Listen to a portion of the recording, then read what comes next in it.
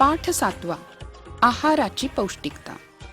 आता मला सांगा आपल्या नेहमीच्या जेवणात कोणकोणते पदार्थ असतात? चपाती, भाकरी आणि भात हे आपल्या आहारात नियमितपणे असतात आणि आपण इतर पदार्थांपेक्षा ते जास्त खातो. म्हणून आपले प्रमुख अन्न पदार्थ कोणते? तर गहू, ज्वारी, बाजरी आणि तांदूळ. पण एवढ्यावरच आपलं जेवण होतं का? नाही. तर चपाती, भाकरी, भाताबरोबर लावून खायला आपल्याला आमटी, उसळ, भाजी, कोशिंबीर, लोणचं, दही, पापड असे कितीतरी पदार्थ लागतात. यामुळं आपलं जेवण तर रुचकर होतंच आणि हे पदार्थ जेवणात असणं आरोग्याच्या दृष्टीने सुद्धा महत्वाचं असतं. आता बघूया अन्न पदार्थातली विविधता.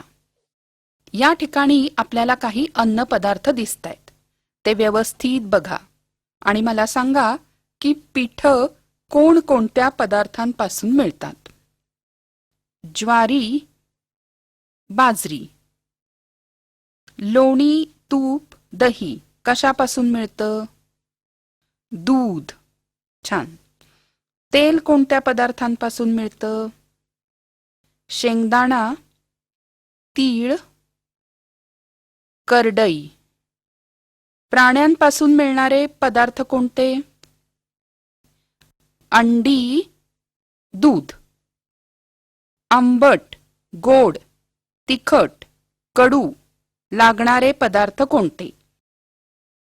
पहिल्यांदा बघूया आंबट पदार्थ. आंबटमध्ये काय येईल? कैरी, चिंच, लिंबू. गोड पदार्थ कोणते? चिकू. तिखट पदार्थ कोणते? मिरची, लवंग, मिरी. बरोबर. कडू पदार्थ कोणते? कारले. बरोबर. आता लक्षात आलं का तुम्हाला? आपण वापरतो त्या अन्न पदार्थांमध्ये किती विविधता आहे. जशी अन्न पदार्थांमध्ये विविधता तशी लोकांची आवड निवड पण वेगळी असते. आपल्याला काही काही पदार्थ सारखे खावेसे वाटतात, तर नावडते पदार्थ असेल तर ते आपण खाण्याचं टाळतो.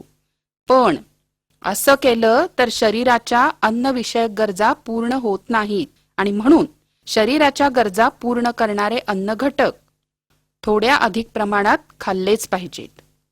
काही अन्न घटकांपासून आपल्याला ताकद मिळते. मग आपण दिवसभर कामं करतो, खेळतो, यासाठी ही ताकद लागते. काही अन्न घटकांमुळे शरीराची वाढ होते, त्यामुळे रोज रोज होणारी शरीराची झीज भरून निघते. काही अन्न घटकांमुळे शरीर धष्टपुष्ट बनते आणि शक्ती देणाऱ्या पदार्थांचा शरीरात साठा तयार होतो.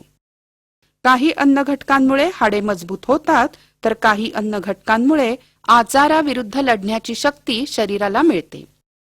आणि या सगळ्याहून महत्वाचं म्हणजे शरीराची सर्वच कामं नीट होण्यासाठी भरपूर पाणी पिण्याची गरज असते. आता बघूया अन्न पदार्थांची पौष्टिकता टिकवणं. खाद्यपदार्थ तयार करताना अनेक उपयुक्त ठरणारे अन्न घटक नष्ट होऊ शकतात आणि तसं होऊ नये म्हणून काय काळजी घ्यायची बघा. अन्न शिजवताना त्यात आवश्यक तेवढंच पाणी घालायचं. प्रेशर कुकरमध्ये अन्न शिजवायचं किंवा अन्न शिजवताना त्यावर झाकण ठेवायचं. कडधान्यांना मोड आणायचे आणि मोड लहान असतानाच ती वापरायची. पीठ चाळून कोंडा काढून टाकायचा नाही. चिकू, अंजीर, द्राक्ष, सफरचंद अशी फळं सालांसकट खायची. गाजर, मुळा, काकडी, बीट या भाज्या अधूनमधून न शिजवता खायच्या किंवा त्याच्या कोशिंबिरी करायच्या. आणि जमेल तेव्हा 2-3 पदार्थ एकत्र करायचे. जसं उसळ करताना कांदा बटाटा घालायचा. एखादी डाळ भिजवून भाज्यांमध्ये घालायची. आलं लक्षात? आता जिभेची गंमत. प्रत्येक पदार्थाची चव आपल्याला जिभेमुळे समजते आणि एकाच या जिभेनी आपल्याला निरनिराळ्या चवी समजतात. आता सकाळी उठल्यावर स्वच्छ तोंड धुवा, जीभ साफ करा आणि आरशासमोर उभं राहून जीभ बाहेर काढा. जिभेवर छोटे छोटे उंचवटे दिसतायत का? यांना म्हणायचं रुची कलिका. यांच्या मदतीने आपल्याला पदार्थाची चव समजते. आता स्वाध्याय. जोड्या लावा. अ गट ब गट.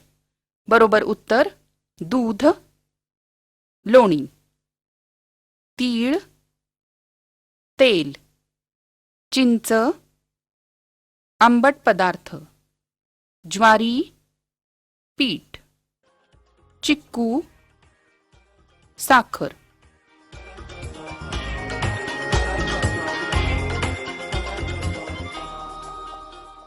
आशा आहे या व्हिडिओमधील टॉपिक तुम्हाला समजले असतीलच.